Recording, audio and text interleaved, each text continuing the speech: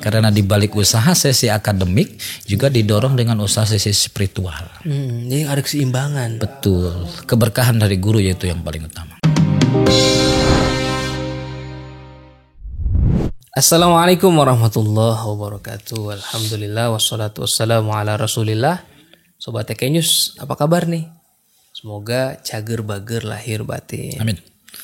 Hari ini kita menghadirkan salah satu pejuang di TKN, khususnya di lembaga kampus Fakultas Tarbiyah Prodi PGMI IAILM Pontren Suryalaya dengan Akang Nana Suryana. Assalamualaikum Kang. Assalamualaikum warahmatullahi wabarakatuh. Sehat ya? Alhamdulillah sehat. Alhamdulillah. Alhamdulillah. Silaturahmi hari ini. Alhamdulillah nih saya senang nih bisa bertemu dengan Kang Nana. Ini sering juga banyak tulisan Kang Nana nih mengenai informasi IAILM di TKN News nih. Makasih nih Kang Nana. Sama-sama. Sering nulis. Sama-sama. Salah satu yang bikin saya juga penasaran gitu ya.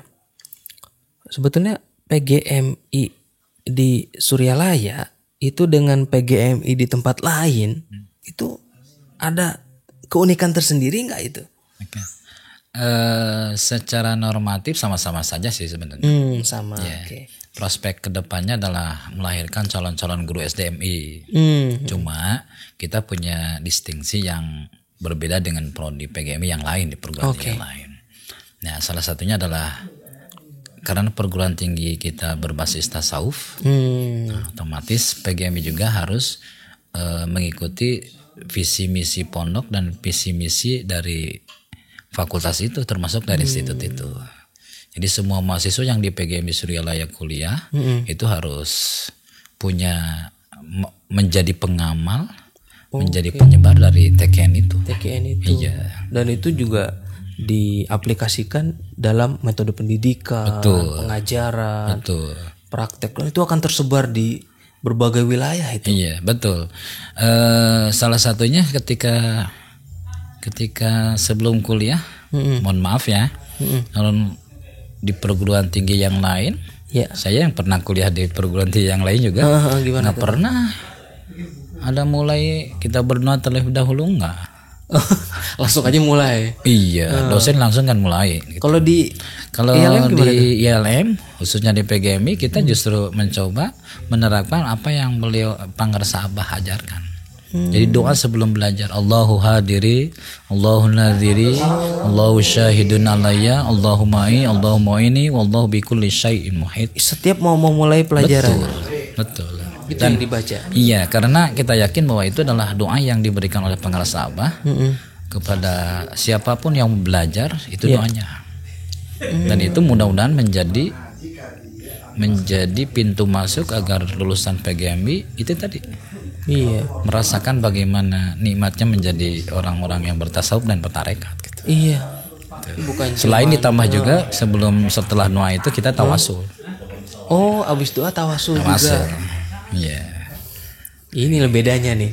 Iya. Dengan kampus lain lah PGMI. Jadi bukan hanya mengandalkan daya intelektual tapi juga rohani. Betul.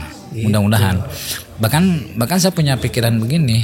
Ini sering disampaikan ke teman-teman mahasiswa juga ya. Bersyukurlah Anda kuliah di PGMI Suryalaya. Karena Anda itu akan mendapat 2 ijazah sebenarnya. Satu ijazah formal. Oh iya. Jasa kampus lah. Oke. Dan tapi mohon maaf, ijazah itu kalau kita tidak mengamankan, kalau tidak dilaminating, kalau tidak diamankan lah, didokumenkan, bisa rusak. Ya. Tapi ada satu ijazah yang tidak akan lapuk dimakan waktu, sirna dimakan zaman. Talkin sih kita. Jadi lulusan PGMI itu mendapatkan 2 ijazah. Betul. Satu ijazah dokumen negara. Iya. Yang kedua ijazah dari guru kita. Makanya untuk menghadapi hidup nggak hanya cukup ijazah tertulis itu. Betul. Dan itu yang kelebihan distingsi yang kita miliki. Yun sewu, mohon maaf, di perguruan tinggi yang lain, di prodi yang lain di luar kampus kita.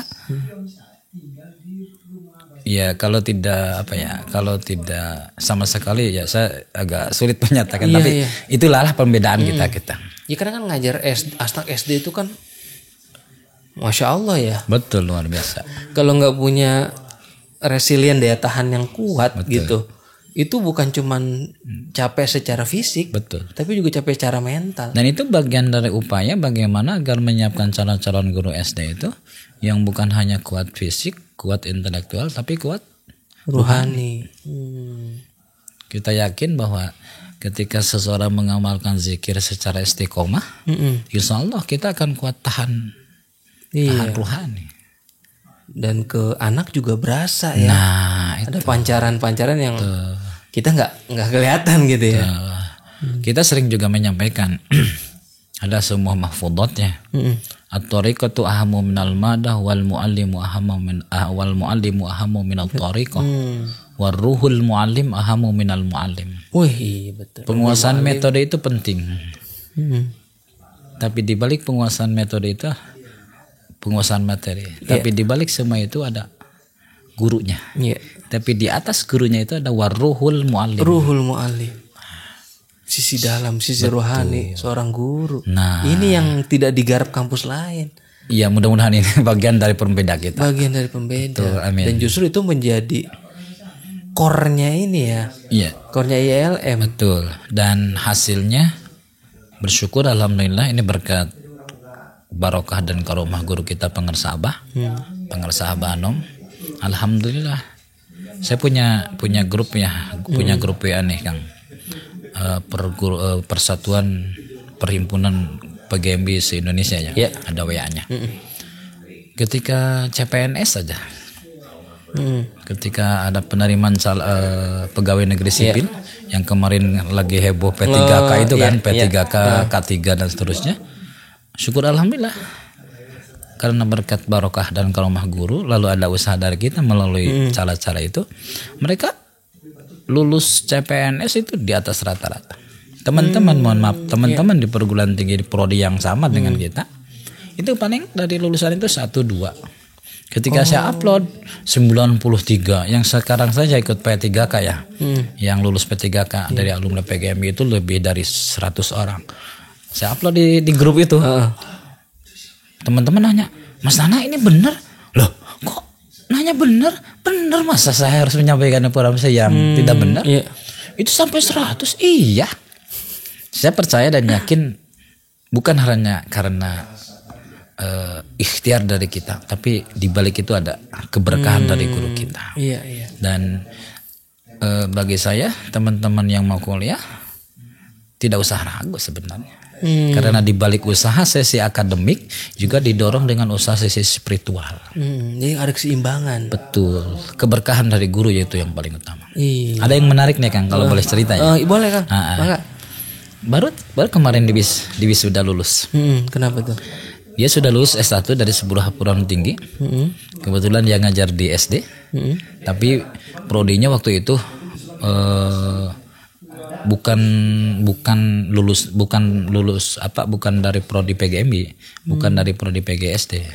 Tapi dia memegang prodi kuliah di satu mata pelajaran lah sebagai guru kelas, sebagai guru bidang studi. Lalu dia ngajar di SD.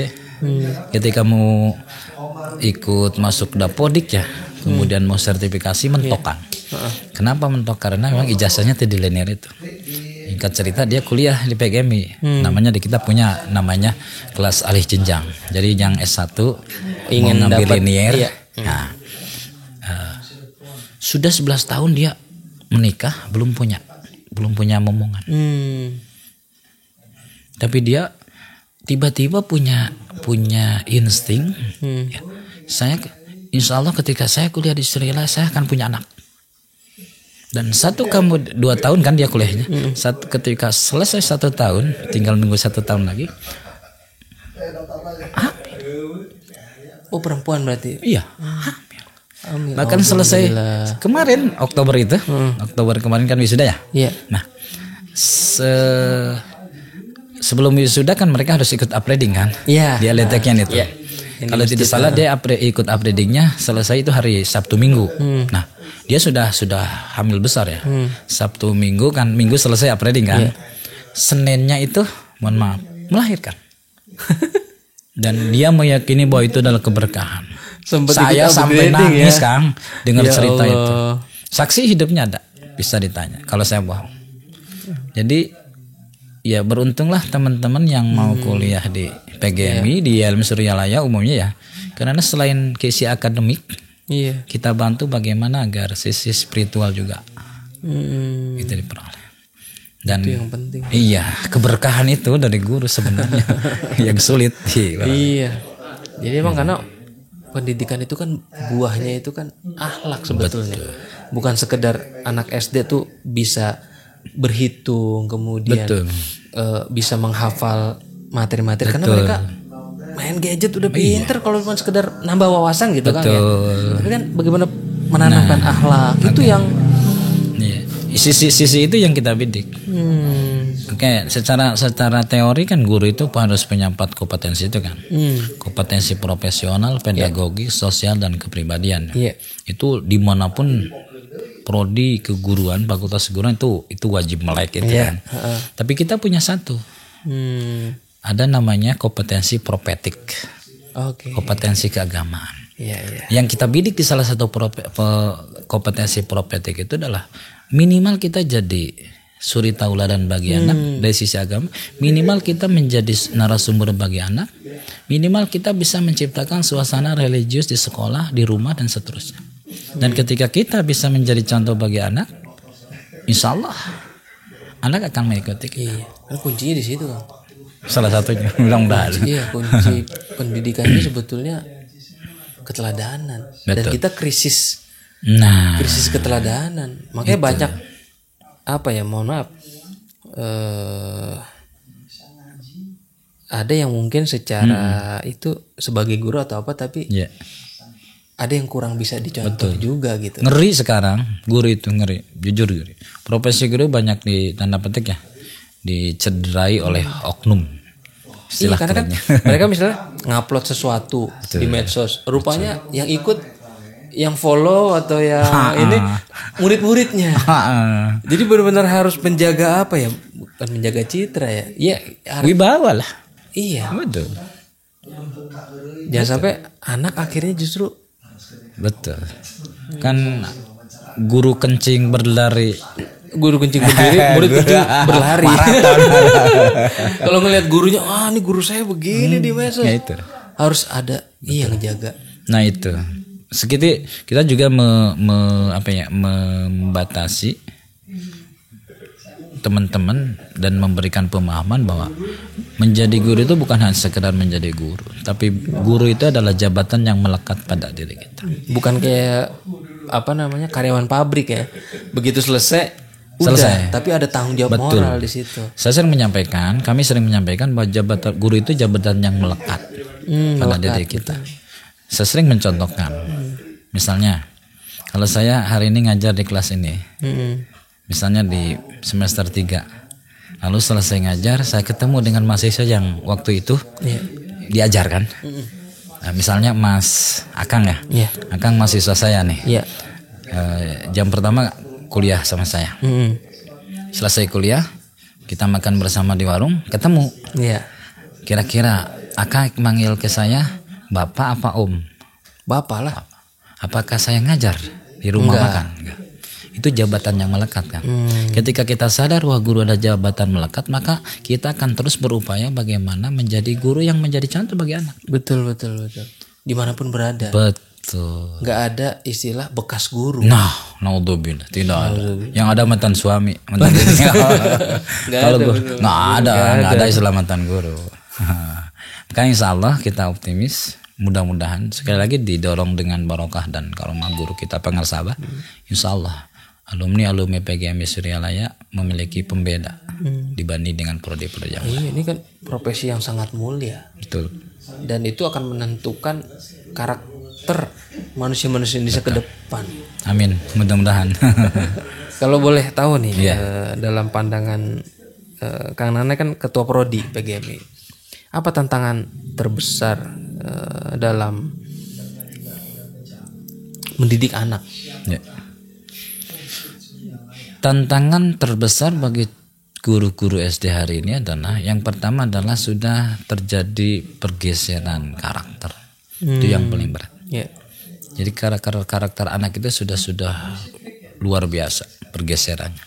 Kalau zaman dulu, zaman saya dulu masih SD atau zaman Akang lah masih mengalami. Ketemu guru itu kan bukan takut sebenarnya, tapi segan. Segan, betul. Ya, sekarang anak ketemu guru kita bisa melihat, dan itu menurut saya adalah sebuah tantangan yang berat. Sebuah tantangan yang berat. Bagaimana mengembalikan karakter yang sejatinya memang harus terbangun sejak SD. Sekali lagi, dan itu perlu perjuangan dari semua guru. Maka kembali lagi yang tadi, bukan hanya guru itu harus kuat di sisi kompetensi akademik, tapi yang tidak kalah penting adalah bagaimana guru kuat di sisi spiritual, betul.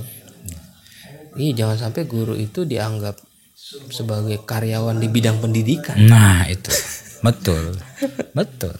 Iya.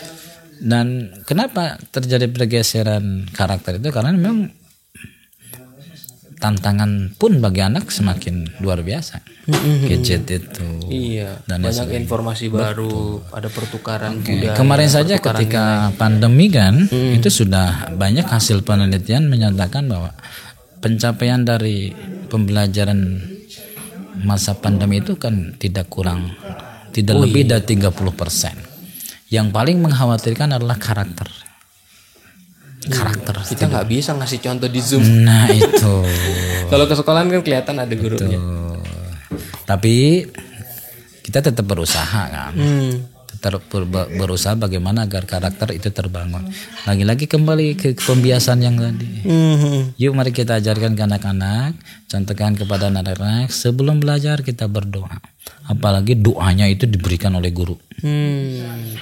Jadi mendekatkan anak-anak tuh ke Allah, semua kita ajak semua ke Allah. Betul, sebab kita percaya guru tidak punya jaminan mencerdaskan, mensolehkan anak. Kalau tidak dibantu dengan doa itu. Ya Allah kan Al-Alim. Amin. Masya Allah. Satu nih lagi nih, Kang Nana nih.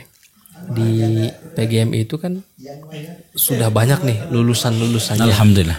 Itu sudah mengajar di mana saja tuh alumni? Sesuai dengan kewenangannya mereka menjadi guru kelas di SD.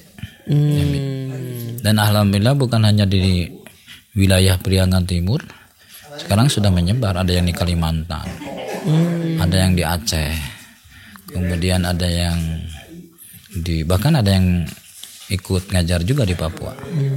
Mereka berarti kan juga ikut mendakwakan TKN ya. Amin. Dimanapun mereka berada, walaupun tidak secara langsung. Betul. Gitu ya. Justru itu yang diharapkan. Bahkan sebelum mereka ikut kuliah, ketika proses kuliah ta'aruf dulu, yang pertama kali disampaikan ke mereka apa? Talqin dulu. Jadi sebelum kegiatan kuliah ta'aruf yang lain, justru mereka digiring dulu bukan digiring ya, dibawa dulu ke pesantren. Mereka harus talqin zikir. Paling tidak kita sebagai bagian dari sivitas akademik sudah memberikan modal. Dan nanti di akhir sebelum mereka lulus ada tajridul talqin itu. Ketika upgrading itu kan. Upgrading itu tajridul talqin. Betul. Salah satu di upgrading itu adalah tajridul talqin kan. Dan bersyukur alhamdulillah kita sekarang sudah punya ahli TKN yang punya misi ke situ kan. Bagaimana ada sinergi antara memfasilitasi para ikhwan agar tetap mampu mengamalkan dan melestarikan TKN. Karena kan kita jangan lihat PGMI lulusannya misalnya 100-200, tapi lihat satu guru megang berapa ratus siswa. Betul. Punya pasukan banyak. Betul. Dan itu mudah-mudahan menjadi bagian dari dakwah kita. Nah, betul. Dakwah bukan hanya dakwah dari sisi kampus, termasuk dakwah dari sisi ajaran itu. Membangun SDM. Betul. Indonesia ke depan. Dan itu kan menjadi konsen Abah semua. Ano. Amin. Betul. Mungkin ada pesan nih Kang Nana nih buat teman-teman guru di manapun berada lah. Pesan saya ya,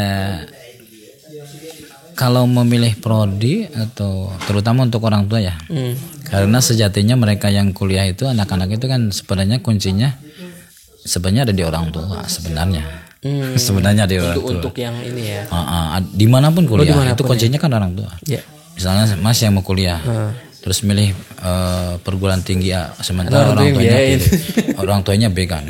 So kalau nggak ngikut bapak nggak diduitin, nggak dikasih biaya.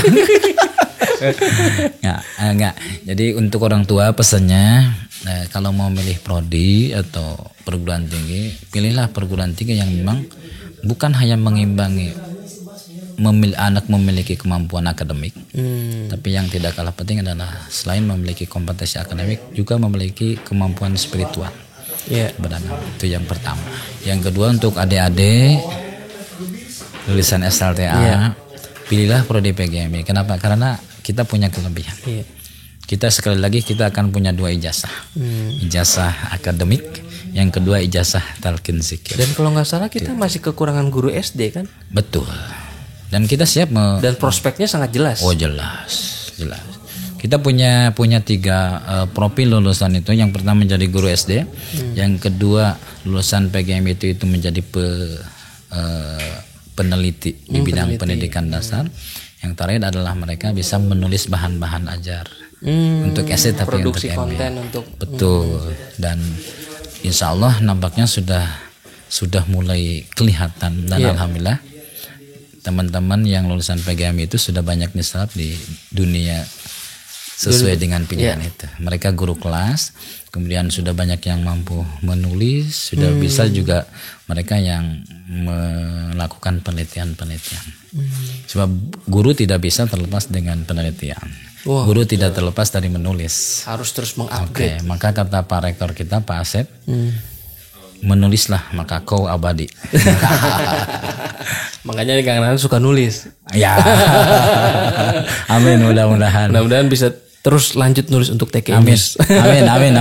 Kalau ada mahasiswanya senang nulis, boleh Kang nanti kita tampilkan misalnya tentang pendidikan anak, pendidikan karakter, dan lain sebagainya. Siap.